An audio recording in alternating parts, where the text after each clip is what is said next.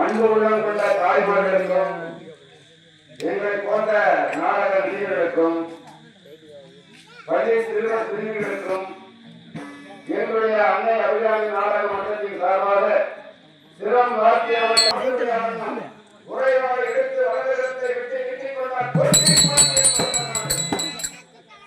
தன்னுடைய கணவன் குறைந்த போல கொள்கை மன்னவன் முன்னின்று நீதி கேட்டு முறையான தற்போது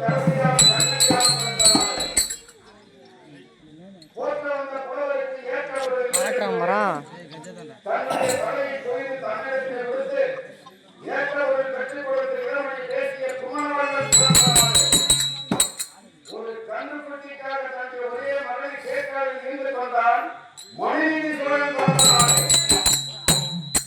ஒரு புறாவின் உயிரை காப்பு கருதிடம் பிறந்த இந்த செந்தன நாட்டிலே திருவண்ணாமலை மாவட்டம்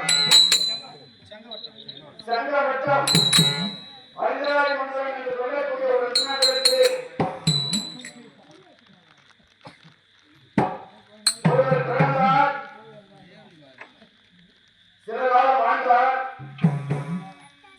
மறுபடியும் இயற்கையில் இருக்கார். ஒரு மனிதன் தன்னுடைய தாயின் கருவறையில் இருந்து 10 மாதங்கள் கழித்து இந்த உலகத்தின் ஒளியை காண்கிறார் என்றால் மனிதே பிறக்கின்றார். மறுபடியும் இந்த மண்ணுக்கே சொந்தக்காரனாகிறார். மண்ணிலே புதைந்து மற்றினாலும் சரி, தீயால் கருகி சாம்பலானாலும் சரி, பூமி என்று சொல்லக்கூடிய உடல் அழிவினை தவிர உள்ளம் என்று சொல்லக்கூடிய ஆத்மா அழிவதை கிடையாது. அப்படி